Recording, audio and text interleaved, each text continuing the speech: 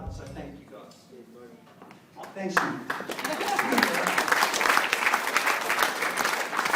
I thought I'd introduce these proceedings with a tale of how these two little lovebirds met. Sorry, Mikey, you're going to hate this, right? The story illustrates that against some pretty formidable odds, fate is exactly that. Fate. So it was a quiet moonlit night at the highly exclusive New Brew. Second hand stroke, can you tell? A few of the boys were warming up for a big night ahead as they scanned about eagerly for some potential ladies. They noticed a couple of cute little things on the dance floor. Mike. This Mike. Best man Mike. Proceeding to implement his number one strategy in terms of wooing the ladies.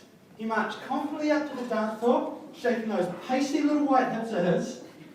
He quickly followed with a quick one-liner, telling the girl how amazing he was, while telling her how much money he earned. Potentially, it could have even been about how expensive the suit was that he's still conveniently wearing after work. I'm not quite sure, I wasn't there.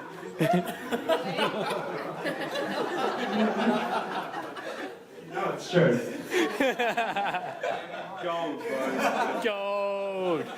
After being turned down by the first girl, Mike moved on to Helen.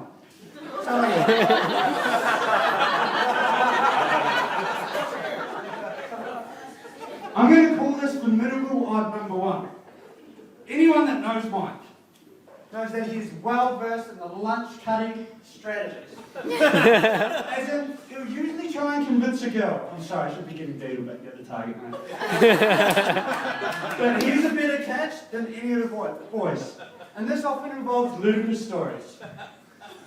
He's gone to such extremes in telling girls that some of the boys might even have STDs in an attempt to swoo them.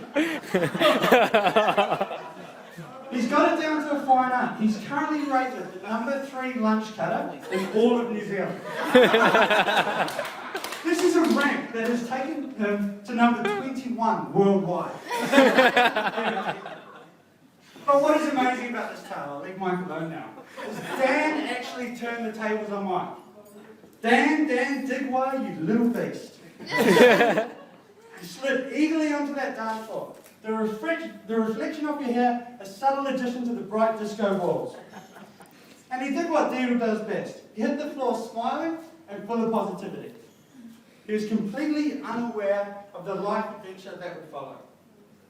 Helen noticed his glistening white smile, and for some reason, wasn't the least bit concerned with his severe lack of height.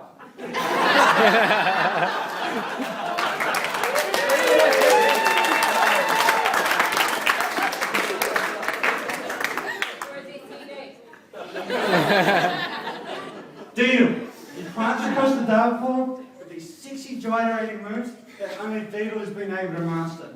The little champion. What followed was a cheeky pash, and then it was time for the boys to hit the town. This is where I'm going to introduce you all to formidable odd number 2. Jake, where are you, brother? I love you. Jake, good guy, not super reliable.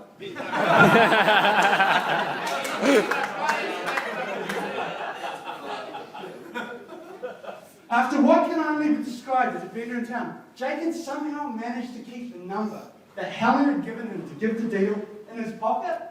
What is even more impressive is he had managed to remember who the number was for and didn't try and pursue it himself. Yeah, Jake!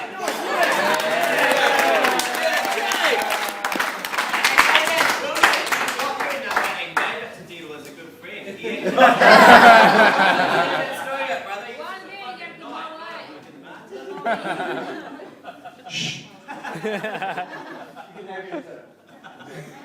So it's an amazing little tale. And thank you, Nick.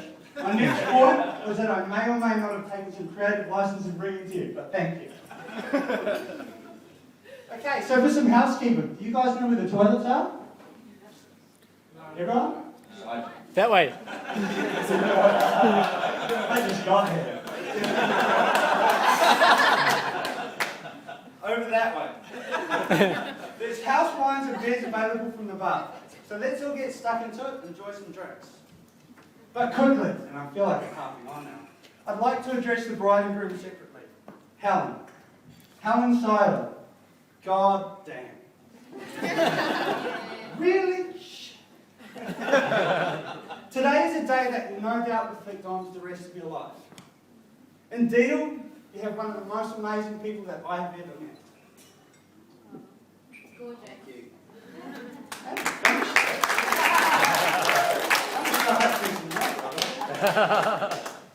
You have just married one of the most genuine, caring and lovable young chaps going around. Someone that is always willing to give his all towards any cause, but is never willing to stray from his guiding principle. This is it. Deedle bro, you're someone that I admire, someone that I respect, and someone that I've taken parts of your life and tried to model for myself. There are some challenges, however. As you enter domesticated bliss with this one, there are some major, major problems. Point of fact, Dan is not domesticated. Dan is not the little connoisseur that he thinks he is. He thinks he's all suave, he's got it all around, but he doesn't. I'm told that Dan was quite the flatmate. Didn't really know how to use a washing machine because his mum had always done his clothes. Didn't even know what side of the buns to toast for burgers. Didn't you, big fella?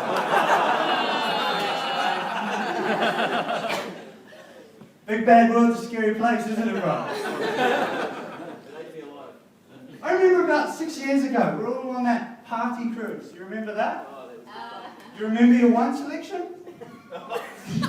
Yeah?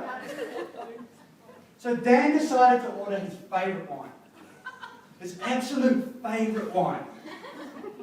He gave us one of the most inaccurate descriptions of that wine that I've ever heard. It went a little something like, the wine is a beautiful balance.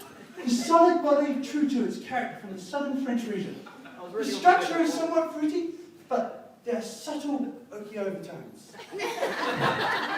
This wine was shit. It was the worst thing we'd all ever tried. Dan? He's got it right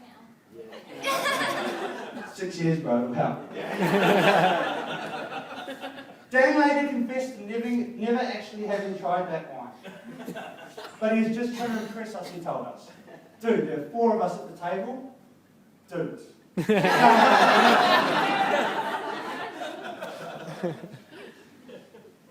Hopefully he's I'm going to struggle with this week. Hopefully he's improved his level of domesticity. He's found the kitchen, found those funny little things that sit around there, and figured out how to use it. But I doubt it. Helen, you're a beautiful, intelligent, and caring woman. You deserve to have a great husband. So thank God, absolutely thank God, Dan got to you before you had the time to find another one. Short baby. Still going.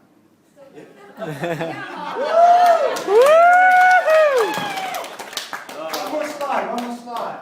Now for Dan Deedle. Dirty deeds. 2 gun. Oh, yeah. Is that how it goes?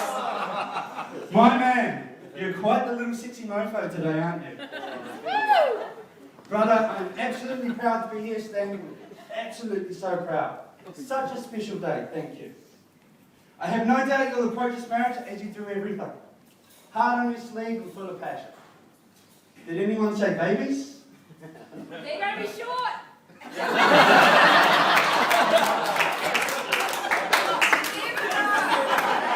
2 short. Let's make it shorter. It's all.